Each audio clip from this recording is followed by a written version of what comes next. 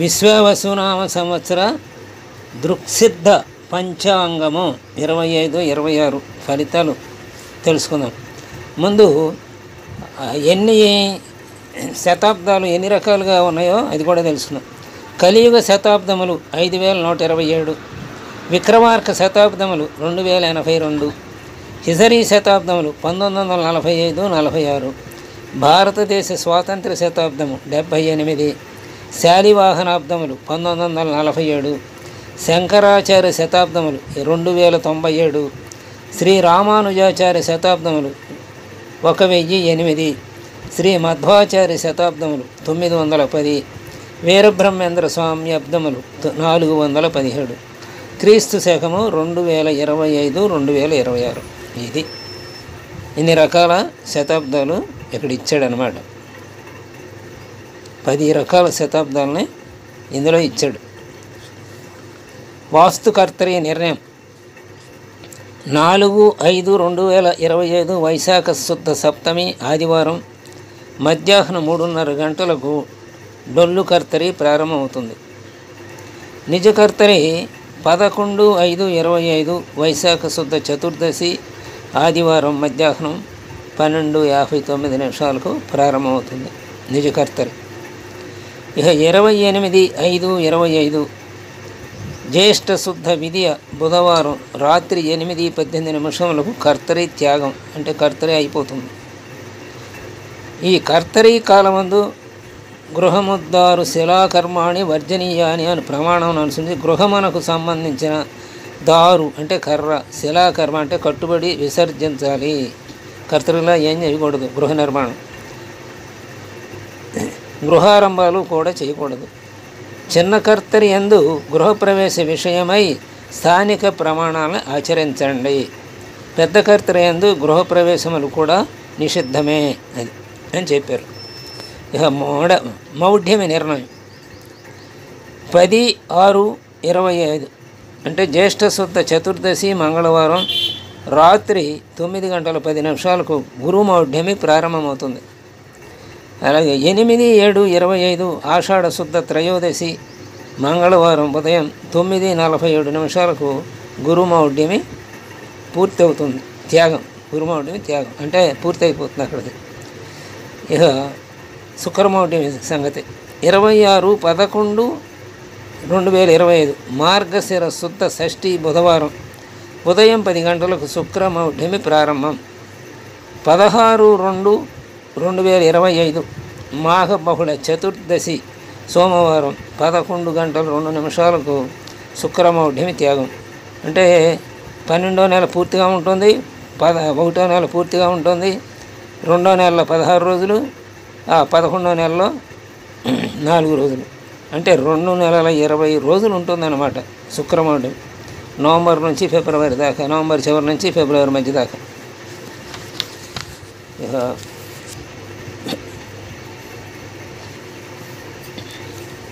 తర్వాత చాంద్రమాన పుష్కర నిర్ణయం కూడా చెప్తున్నాడు. స్వస్తి శ్రీ చాంద్రమాన విశ్వావసునామ సంవత్సర వైశాఖ బహుళ విధియ బుధవారం అనగా 14/5/2025 తేదీ రాత్రి 10:24 జ్యేష్ఠ నక్షత్రయుక్త ధనుర్లగ్నమందు గురుడు మిథున రాశిలో ప్రవేశించడం చేత 15/5/25 నుండి 26/5/25 తేదీ వరకు 12 రోజులు సరస్వతీ నది పుష్కరాలు. సరస్వతీ నది అంతర్వాహినిగా ప్రవహించుతున్నందున త్రివేణి సంగమంలోనే పుష్కర స్నానాలు ఆచరించాలి. అంటే ప్రయాగలో అనమాట, అక్కడ పుష్కరాలు జరుగుతాయి అన్నమాట. ఇతడు మనకి చాంద్రమానం అట్లాగే బార్హస్పత్యమానం అంటే గురుగ్రహాన్ని అనుసరించేది బార్హస్పతి. ఈ 2 ఇచ్చాడు, దాన్ని బట్టి ఫలం ఎలా ఉందో తెలుసుకుంది. చాంద్రమానము ప్రకారము ఈ సంవత్సరము విశ్వావసునామ సంవత్సరం అని పిలువబడును. ఈ విశ్వావసునామ సంవత్సరమునందు మధ్యమ సస్యములు అర్ఘము వృష్టియు కలుగును, దొంగతనములు పెరుగును, రోగబాధలు పెరుగును. మధ్యమ సస్యములు అర్ఘములు అంటే వాన మధ్యంగానే ఉంటుంది, పంటలు మధ్యంగానే ఉంటాయని. తర్వాత బార్హస్పత్యమానాబ్ద ఫలము అంటే గురుగ్రహాన్ని అనుసరించి బార్హస్పత్యమానము ప్రకారము ఈ సంవత్సరము కాళయుక్తినామ సంవత్సరం. ఈ కాళయుక్తినామ సంవత్సరమునందు జనులు సుఖవంతులుగా నుందురు, సంతానవంతులు అగుదురు, భూమి పంటలచే నిండి ఉండును. అయితే బార్హస్పత్యమానం ప్రకారం బాగానే ఉంది, చాంద్రమానం ప్రకారం మధ్యస్థంగా ఉంది, అంటే పర్వాలేదు అన్నమాట మొత్తం మీద.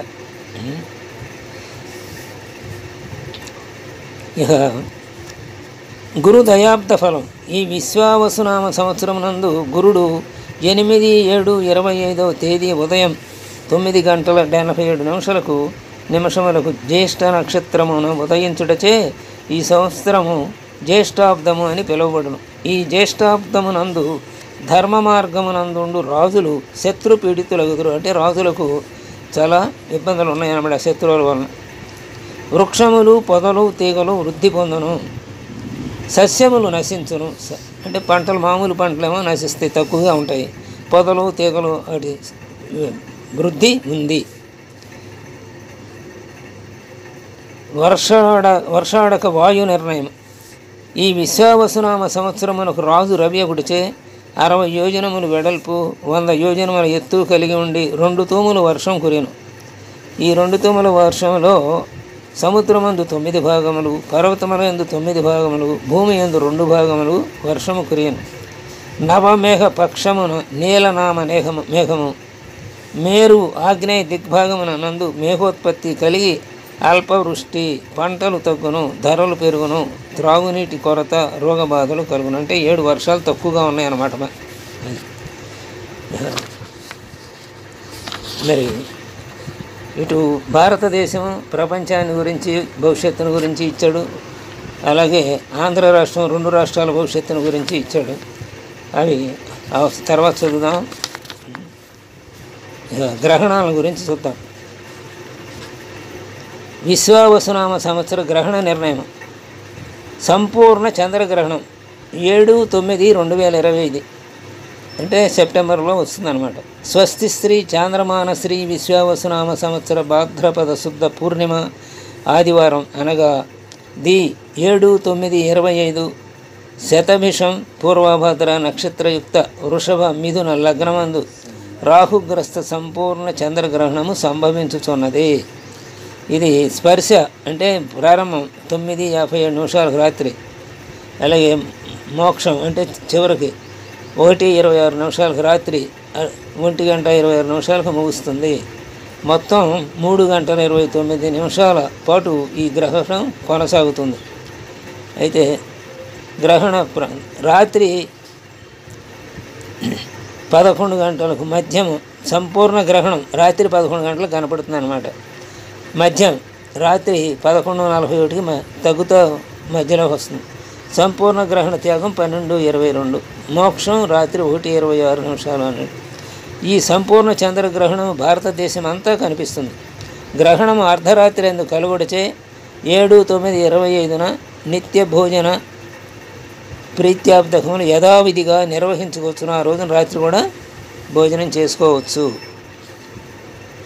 ఇక గ్రహణ శాంతి. ధనిష్ట, శతభిషం, పూర్వభద్ర, మగ, పుబ్బ, ఉత్తర నక్షత్రముల వారు, అలాగే ఇప్పుడు ఈ చెప్పిన నక్షత్రాల వారు ఎవరైనా ఉంటే వాళ్ళు, అలాగే ఈ రాసులు వాళ్ళు కింద చెబుతున్నారు ఆ రాసులు. వృషభ, మిథున, వృశ్చిక, ధనుస్సు లగ్నముల వారు, కర్కాటక, సింహ, కన్య, మకర, కుంభ, మీన రాసుల వారు గ్రహణ శాంతిని ఆచరించాలి. ఈ తర్వాత ఇంకొక గ్రహణం ఉంది సెప్టెంబర్లో చెప్పుకున్నాం. ఇప్పుడు సంపూర్ణ గ్రహణం. ఈ తర్వాత పాక్షిక చంద్రగ్రహణం మార్చిలో వస్తుంది మళ్ళీ, అంటే సుమారుగా సంవత్సరానికి 3/3/26 వస్తుంది. ఇది స్వస్తి శ్రీ చాంద్రమాన శ్రీ విశ్వావసునామ సంవత్సర ఫాల్గుణ శుద్ధ పూర్ణిమ మంగళవారం అనగా 3/3/26 పుబ్బా నక్షత్రయుక్త సింహ లగ్నమందు కేతుగ్రస్త పాక్షిక చంద్రగ్రహణం సంభవిస్తుంది. ఈ పాక్షిక చంద్రగ్రహణము చంద్రోదయం నుండి మాత్రమే చూడగలం. ఖగోళములో మధ్యాహ్నం ఏర్పడి చంద్రోదయం ప్రారంభం నుండి 44 నిమిషాలు మాత్రమే చూడగలం. గ్రహణానంతర స్నానాదులు యథావిధిగా ఆచరించాలి. నిత్య భోజన ప్రత్యాబ్దీకములు మధ్యాహ్నం 3 గంటల లోపు పూర్తి చేసుకోవాలి. ఇది ప్రారంభం 3:20 మధ్యాహ్నం. తర్వాత అంత్యం 6:47 3:20 మొదలవుతుంది, 6:47 ముగుస్తుంది. మొత్తం దీని నిడివి 3:27 అన్నమాట. మొత్తం సంపూర్ణ గ్రహణం అసలు 4:34 సంపూర్ణ గ్రహణం ప్రారంభమవుతుంది అన్నాడు. అంటే ఆ పాక్షిక గ్రహణం ఎంత ఉందో అంత, అది పూర్ణం ఎంతవరకు వస్తుందో అంతవరకు అనమాట. మధ్య 5:04 సాయంత్రం సంపూర్ణ గ్రహణ త్యాగం 5:34. ఈ చంద్రోదయం సాయంత్రం 6:03 మరి మోక్షం 6:47 అన్నాడు. ఈ గ్రహణానికి శాంతి మఘ, పుబ్బ, ఉత్తర, ధనిష్ట, శతభిషం, పూర్వభాద్ర నక్షత్రముల వారు, కర్కాటక, సింహ, కన్య, మకర, కుంభ, మీన రాశి లగ్నముల వారు గ్రహణ శాంతిని ఆచరించాలి అన్నాడు. ఇక విశ్వావసు నవనాయక ఫలాలు అంటే రాజు, మంత్రి, సేనాపతి, సస్యాధిపతి, ధాన్యాధిపతి, అర్ఘాధిపతి, మేఘాధిపతి, రసాధిపతి, నీరసాధిపతి, ఈ ఎవరెవరు ఉన్నారో ఈ నవగ్రహాల్లో వాటిని బట్టి ఈ సంవత్సరం అంతా కూడా అన్ని చోట్ల ఏ ఫలం ఉంటుందో చెప్తున్నారు. అంటే ప్రత్యేకంగా మనం ఒక దేశాన్ని గురించి, ఒక రాష్ట్రాన్ని గురించి కాకుండా మొత్తం మీద చెప్పేది తెలుసుకుంటున్నాం. ఇప్పుడు రాజు రవి అయినందున రాజవైరం, సమవృష్టి, ప్రజలకు రాజులకు శస్త్రచోరాగ్నుల భయము కలుగుతుంది. ఇక మంత్రి కూడా రవి. ఈ మంత్రి రవి అవటం చేత విరోధము, అనావృష్టి, ప్రజలు అధర్మ పరులు అవుతారు. ఇక సేనాధిపతి శని అవుట చేత రాజులు అధర్మ పరులు అవుతారు, చతురంగ బలము లేని వారు అవుతారు, ప్రజలు పాపకృత్యములతో కలహిస్తూ ఉంటారు. ఇక సస్యాధిపతి బుధుడు. దానివల్ల ఈ బుధుడవుడి చేత మధ్యవృష్టి, స్వల్ప సస్యం, వాయుపీడిత మేఘము కలుగుతుంది, ప్రజలు భయపీడితులు అవుతారు. ఇక ధాన్యాధిపతి రవి అవటం చేత మధ్యమ వృష్టియు, స్వల్ప పంటలు, వెలలు తగ్గుటయు, మహాభయము, ఎరుపు రంగు పంటలు సంపూర్ణముగా పండును. అంటే కందులు అలాంటివి, ఇంకా మిర్చి ఇలాంటివి బాగా ఉండొచ్చు. ఇక అర్కాధిపతి రవి అవుట చేత ధరలు హెచ్చుతగ్గులతో అస్థిరమయ్యుండును, స్వల్ప వృష్టి, ప్రజలకు ఆకలి బాధలు, రాజులకు పరస్పర విరోధము కలుగును. అందుకని ఇందాక కూడా అక్కడ రాజులు బార్హస్పత్య మానంలో ఏదో చెప్పుకున్నాం కదా, రాజులకి చంద్రమానంలో శత్రువులు బాధ కలుగుతుంది అని. మేఘాధిపతి రవి అవుట చేత స్వల్ప పంటలు, భయము, ఖండవృష్టి కలుగును, ఎర్రని ధాన్యములు, ఎర్రని భూములు ఫలించును. ఇక రసాధిపతి శుక్రుడు అవటం వల్ల క్షార వస్తువులు, కందమూలాదులకు, రసవస్తువులకు వృద్ధి కలుగును. ఇక నీరసాధిపతి బుధుడు అవటం చేత పచ్చలు, వివిధ ధాన్యములు, పంటలు సమృద్ధిగా ఉండును, ధరలు సరసముగా ఉండును. మొత్తం మీద విశ్వావసనామ సంవత్సరంలో ఫలితాలు గణనీయంగా మెరుగ్గా ఏమీ లేవు అని అర్థమవుతోంది. ఇక సంక్రాంతి పురుషుని గురించి స్వస్తి శ్రీ చాంద్రమాన శ్రీ విశ్వావసు నామ సంవత్సర పుష్య బహుళ ఏకాదశి బుధవారం ది 14/1/2026 మధ్యాహ్నం 2:44 అనురాధ నక్షత్ర తృతీయ చరణ గండ యోగ బాలవకరణ యుక్త వృషభ లగ్నము యందు సూర్యుడు మకర రాశి యందు ప్రవేశించును. దానివలన ఏమవుతుందో వరుసనే ఆయన విషయాలు 24 విషయాలు ఈయన గురించి తెలుసుకుంటే అప్పుడు ఇది పూర్తవుతుంది. ముందు ఆయన నామం ఈతడు సంక్రాంతి పురుషుని నామం మందాకిని. దానివల్ల రాజనాశనం జరుగుతుంది, అంటే రాజులు హాని అనమాట. ఇక 2 స్నానం, కుంకుమతో స్నానం చేస్తాడు కాబట్టి శుభమే. వస్త్రం, రక్త వస్త్రం ధరిస్తాడు కాబట్టి రోగదాయకం. గంధం, చందనమే, విప్రనాశనం జరుగుతుంది. జాజి పుష్పం ధరిస్తాడు కాబట్టి శోభనం బాగానే ఉంది. ముత్యాన్ని ఆభరణంగా ధరిస్తాడు కాబట్టి శుభదాయకమే. వెండి పాత్ర తీసుకుంటాడు కాబట్టి సుభిక్షాకరం, బాగానే ఉంది. పాయసం ఆహారం కాబట్టి పశునాశనం జరుగుతుంది. అరటి పండ్లు తింటాడు కాబట్టి ఫలనాశనం జరుగుతుంది. భిండిని ఆయుధంగా ధరిస్తాడు కాబట్టి క్షుద్బాధ కలుగుతుంది. రక్తఛత్రం ధరిస్తాడు కాబట్టి మహాయుద్ధం అవకాశం ఉంది. వ్యాఘ్రం వాహనం కాబట్టి అరణ్య మృగనాశనం అవుతుంది. అరణ్యంలో జంతువులు తగ్గిపోతాయి. క్రోధము చేష్ట కాబట్టి జననాశనకరం అవుతారు. అవస్థ కూర్చుని ఉంటాడు కాబట్టి మధ్యార్ఘము అంటే వర్షం తక్కువ, అటు ఇటు కాకుండా. దిక్కు దక్షిణాన ఉన్నాడు కాబట్టి దక్షిణ దిశకు క్షామం కలుగుతుంది. అంటే ప్రపంచంలో దక్షిణ దిశలో ఉన్నటువంటి వాటికి ప్రాంతాలకి. తిది ఏకాదశి నాడు ప్రవేశిస్తున్నాడు కాబట్టి జనవృద్ధి జరుగుతుంది. బుధవారం నాడు ప్రవేశిస్తున్నాడుగా సువృష్టిగా అవుతుంది. అనురాధ నక్షత్రంలో ప్రవేశిస్తున్నాడు కాబట్టి సంక్రాంతి వర్షం కురుస్తుంది. అంటే జనవరి తర్వాత వర్షాలు ఉన్నాయన్నమాట బాగా. గండయోగంలో ప్రవేశించాడు కాబట్టి గండమే. బాలవకరణంలో ప్రవేశిస్తున్నాడు కాబట్టి శుభమే. మధ్యాహ్న కాలంలో ప్రవేశిస్తున్నాడు విప్రనాశనం జరుగుతుంది. వృషభ లగ్నంలో ప్రవేశిస్తున్నాడు కాబట్టి సుఖ దుఃఖము రెండు ఉన్నాయి, అంటే సమమే. ఇక 11వ ముహూర్తంలో ప్రవేశిస్తున్నాడు కాబట్టి శ్రేయమే. పుష్య మాసంలో ప్రవేశిస్తున్నాడు కాబట్టి సుభిక్షము. ఇవి సంక్రాంతి పురుషుని ప్రవేశం సమయంలోని విషయాల్ని విన్నాం. అయితే భోగి 13, సంక్రాంతి 14, కనుమ 15, ముక్కనుమ 16 జనవరిలోని ఇవన్నీ నిర్ణయించడమైనది. ఇక కందాయ ఫలములు. ఈ కందాయ ఫలాల్లో నక్షత్రాలను బట్టి తెలుసుకుంటాం మనం. 27 నక్షత్రాలు ఉన్నాయి కదా, 27 నక్షత్రాలు వరుసనే మనం చదివినప్పుడు ఎవరి నక్షత్రానికి వాడు గుర్తుంచుకుని దాన్ని బట్టి తెలుసుకోండి. మొదట కనుక ఈ 3 ఫలాల్లో మొట్టమొదటి 0 ఉంటే రోగభయం, మధ్యలో 0 ఉంటే మనోభయం, చివరి 0 ఉంటే హాని. ఇలా 3 చోట్ల 3 అంకెలు బాగానే ఉన్నాయనుకోండి, బాగానే ఉంటుంది. ఒక్కొక్క సంఖ్య యొక్క ఫలం 4 మాసాలు ఉంటుంది. 3, 4, 12 కదా, ఆ రకంగా.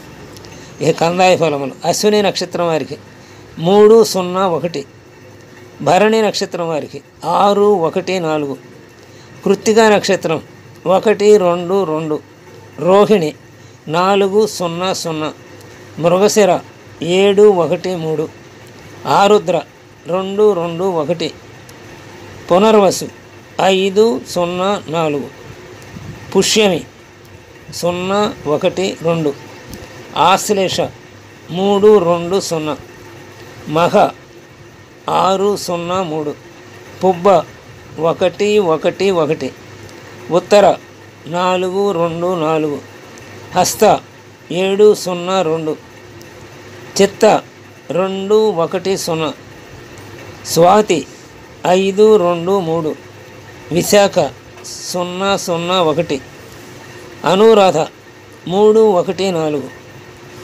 జ్యేష్ఠ 6, 2, 2, మూల 1, 0, 0, పూర్వాషాఢ 4, 1, 3, ఉత్తరాషాఢ 7, 2, 1, శ్రవణం 2, 0, 4, ధనిష్ట 5, 1, 2, శతభిషం 0, 2, 0, పూర్వభద్ర 3, 0, 3, ఉత్తరభద్ర 6, 1, 1, రేవతి 1, 2, 4.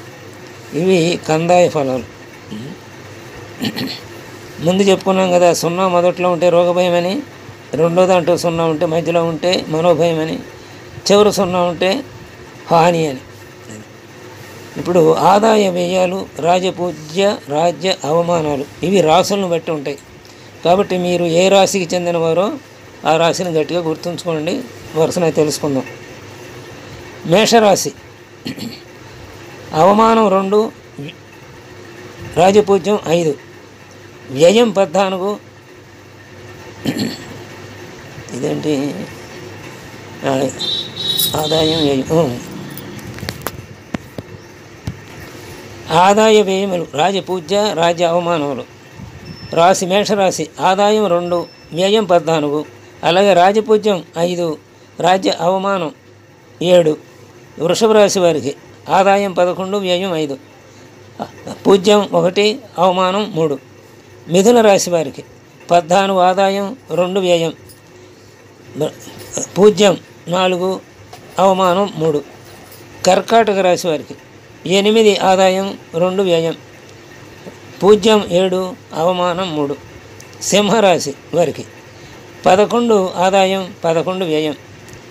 పూజ్యం 3, వ్యయం, అవమానం 6.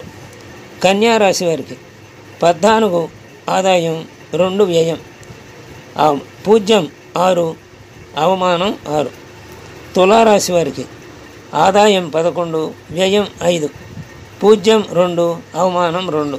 వృశ్చిక రాశి వారికి 2 అవమానం 14, 2 ఆదాయం, 14 వ్యయం. పూజ్యం 5, అవమానం 2. ధనస్సు రాశి వారికి 5 ఆదాయం, 5 వ్యయం. పూజ్యం 1, అవమానం 5. మకర రాశి వారికి 8 ఆదాయం, 14 వ్యయం. 4 పూజ్యం, 5 అవమానం. కుంభరాశి వారికి 8 ఆదాయం, 14 వ్యయం. 7 పూజ్యం, 5 అవమానం. మీనరాశి వారికి 5 పూజ్యం, 5 ఆదాయం, 5 వ్యయం. 3 పూజ్యం, 1 అవమానం. ఇవి మన పంచాంగ మన రాశి ఫలాలు, ఆదాయ కందాయ ఫలాలు, రాజపూజ్యం, రాజ్యావమానం, అలాగే ఆదాయం వ్యయాల గురించి తెలుసుకున్నాం. స్వస్తి.